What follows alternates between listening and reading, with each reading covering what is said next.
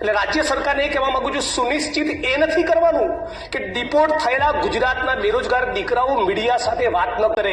સુનિશ્ચિત એ કરવાનું છે કે ખાલી પડેલા તમામ સરકારી પદોમાં ભરતી થાય, જેથી ફરી કોઈ ગુજરાતના દીકરા દીકરી બેરોજગાર યુવક યુવતીઓએ મેક્સિકોની બોર્ડર પર છાતી પર ગોળી ખાવા માટે જવું ન પડે. આ જેટલો ચિંતાનો વિષય છે, એટલી જ મોટી ચિંતાનો વિષય છે ગુજરાતમાં મળી રહેલી નકલી કચેરીઓ. માનનીય અમિતભાઈ બહુ વિગતવાર વાત કરેલી, પણ એટલું કહેવા માંગુ છું કે ગુજરાતની વિધાનસભાનું મકાન બન્યું ત્યારની ઘડીને આજનો દિવસ બીજા કોઈ મુખ્યમંત્રી નથી જેના મુગટ ઉપર નકલી કચેરી રૂપિયા આટલા મોર પિંચ લાગેલા હોય, સિવાય કે મૃદુ અને મક્કમ માનનીય ભૂપેન્દ્રભાઈ. નકલી પીઆઈ, નકલી ડીવાયએસપી, નકલી સીઆઈ વિભાગ, નકલી જજ, નકલી અદાલત, આ બાજુથી નકલી વકીલ દલીલ કરે, આ બાજુથી વકીલ દલીલ કરે અને કોર્ટ ઓર્ડર પાસ કરે છે. બધું ધુપ્પલ, બધું નકલી. દક્ષિણની ફિલ્મોમાં જે હંબક ના હોય ને એવું ગુજરાતની સરકારને તંત્રમાં ચાલી રહ્યું છે. આટલી બધી નકલી કચેરીઓ બાદ રાજ્યની સરકાર એવું કમિટમેન્ટ આપવા માંગે છે ગુજરાતની 6.5 કરોડ 7 કરોડ જનતાને કે જેટલી પણ નકલી કચેરીઓ પકડાઈ એ તમામના કસૂરવાર, એમાં નેતા હોય કે અધિકારી હોય, 1 વર્ષમાં બધાની ટ્રાયલ પૂરી કરીને બધાને સાબરમતી સેન્ટ્રલ જેલના સળિયા પાછળ ધકેલીશું. આવી કોઈ પ્રતિબદ્ધતા રાજ્યની સરકારની છે? શું રાજ્યના મહામહિમ રાજ્યપાલ આ સ્પીચમાં આ વિશે એક શબ્દ બોલ્યા છે? મારી અધ્યક્ષની ચિંતાનો વિષય મહિલાઓની સુરક્ષાનો છે.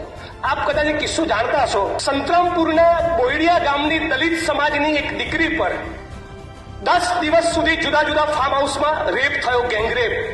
અને દીકરી પોતાના લોહીથી ભીના કપડા સાથે સંતરામપુર પોલીસ સ્ટેશનમાં જાય છે, ગેંગરેપની એફઆઈઆર કરાવે છે. અને જયારે ખબર પડે છે કે એક રાજકીય પક્ષના 3 આગેવાનોના એ ફરિયાદમાં નામ છે અને હમણાં સુધી જયારે મેસેજ પહોંચી જાય છે ત્યારે શું બને છે?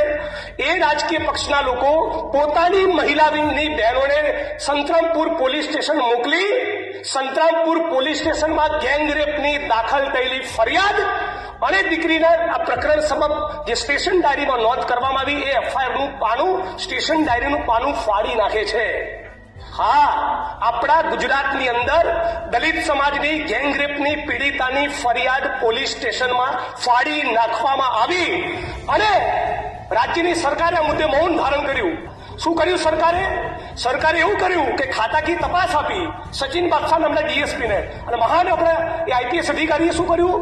એફઆઈઆર, ગેંગરેપની એફઆઈઆર ફાડી નાખનારા એએસઆઈ અને પીએસઆઈની સામે ગુનો દાખલ કરવાના બદલે ખાતાકીય તપાસ મેને ફેરવીને 2 ઇન્ક્રીમેન્ટ રોકીને 3000નો દંડ ફટકાર્યો. આ છે ગુજરાતમાં સ્ત્રીઓનું સન્માન. અને એટલે રાજ્ય સરકારને કહેવા માંગુ છું, માનનીય અધ્યક્ષશ્રી, રાજ્ય સરકારને એટલું કહેવા માંગુ છું કે આ વિધાનસભા 27 માર્ચના દિવસે પતે અને એનો સૂર્યાસ્ત થાય ત્યાં સુધી ભાજપના નેતા જે બળાત્કારના આરોપી છે ગજેન્દ્રસિંહ પરમાર, એની ધરપકડ કરીને બતાવે. આ ગુજરાતની સરકારને હું ચેલેન્જ આપું છું આ મંચ ઉપરથી. સામાન્ય એ માણસને બળાત્કાર કરનારો માણસ કોઈ પણ પક્ષનો હોય, સામાન્ય રાજ્યની સરકાર એની ધરપકડ નથી કરતી. આવો જ પ્રશ્ન છે ગુજરાતમાં તૂટી રહેલા ઝૂંપડા. અંબાજીમાં કોરિડોર બને, કોઈ જ વાંધો નથી, પણ રાતે 6:30 7 વાગ્યા પછી સૂર્યાસ્ત બાદ સુપ્રીમ કોર્ટની ગાઈડલાઈન મુજબ ઝૂંપડા ના તૂટી શકે. છતાં ગોમતીપુરમાં તોડ્યા, જુહાપુરામાં તોડ્યા, વટામરામાં દેવી પૂજક સમાજના ઝૂંપડા તોડવાના છે, માલધારી સમાજના ટુકડા તૂટી રહ્યા છે. અમદાવાદના ઓઢવની અંદર ઝૂંપડા તૂટે, મકાન કોઈ પણ માણસનું તૂટે તેને વૈકલ્પિક વ્યવસ્થા આપવી પડે. ધારો કે ગુજરાતના કોઈ વિસ્તારમાં 22 લોકોના ઘર તૂટવા નહીં તો સરકાર 22 મકાનો પહેલા એડવાન્સમાં કેમ રેડી નથી કરતી? હાઈકોર્ટના સુપ્રીમ કોર્ટની ગાઈડલાઈન છે દરેકને વૈકલ્પિક વ્યવસ્થા આપવી. રાઇટ ટુ સેન્ટ્રલ એ કોન્સ્ટિટ્યુશનલી ગેરંટેડ આપણો ફંડામેન્ટલ રાઇટ છે. તો આ રાઇટ્સ ગરીબ માણસોને લાગુ નથી પડતો. રિયલ એસ્ટેટના માફિયાઓ, ઉદ્યોગપતિઓ જમીનોમાં દબાણ કરે, એ દબાણ ખુલ્લા ના થાય અને દલિત, આદિવાસી, ઓબીસી સમાજના ઝૂંપડા તોડી નાખવાના, એને બેઘર કરી નાખવાનો. આ ગુજરાત વાઇબ્રન્ટ અને સ્વર્ણિમ ના હોઈ શકે.